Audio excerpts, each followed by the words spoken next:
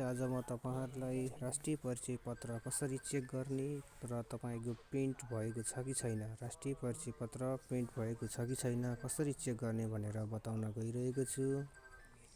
सर्वप्रथम तपाईहरुले राष्ट्रिय परिचय पत्र बनाउँदाखेरि दिएको प्रिन्ट हराउनु भएको छ भने त्यसलाई चाहिँ कसरी चाहिँ तपाईको राष्ट्रिय परिचय पत्र नम्बर कति हो भनेर थाहा पाउन पर्ने हुन्छ, जसको लागि तपाईले मोबाइलमा बाट पनि सक्नुहुन्छ। मोबाइलमा सर्वप्रथम तपाईले क्रोम ब्राउजर ओपन गर्नुपर्ने हुन्छ, जसलाई म मोबाइलमा देखाइरहेको छु।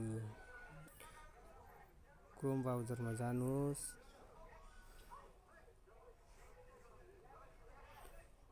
क्रोम ब्राउजरमा गएर तपाईहरुले www.donatorgovernmentnp भनेर सर्च गर्नुपर्ने हुन्छ। अब यस्तो खाली इन्टरफेस खोज्छ र राष्ट्रिय परिचय पत्रको जाँच गर्नुहोस् भन्नेमा छ र अब तपाईहरुको सर्वप्रथम तपाईले राष्ट्रिय परिचय पत्रको नम्बर खोजी गर्नुहोस् भन्नुमा चेक गर्नुहोस्। अब यस्तो खाले इन्टरफेस खुल्नेछ। उक्त इन्टरफेसमा माथिकोमा पूरा नाम नेपालीमा लेख्नु पर्ने हुन्छ भने दोस्रोमा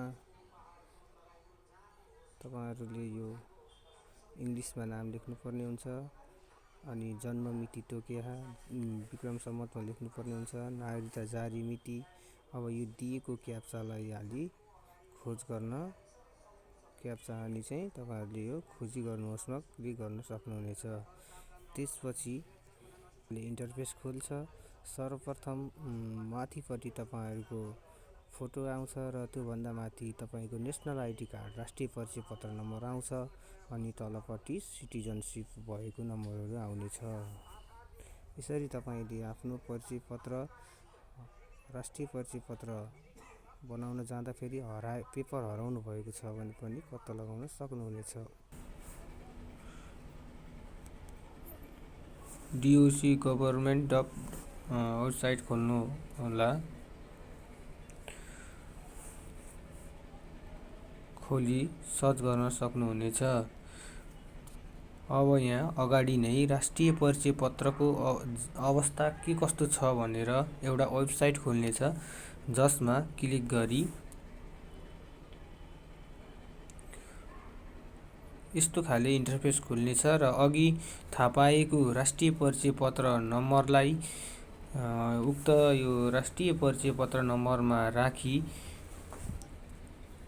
यहाँ देखाएको क्याप्चामा हानी त्यहाँ तपाईको आवेदन स्वीकृति भएको छ र तपाईको राष्ट्रिय परिचय पत्र नम्बर यस प्रकार रहेको छ। तपाईको कार्ड छापिन क्रममा रहेको र केही समयपछि तपाईले भित्र दर्ता गरेको स्थानमा कार्ड आएपछि SMS मार्फत जानकारी पाउनेछ भनेर राष्ट्रिय परिचय पत्र बोर्ड खोल्दछ।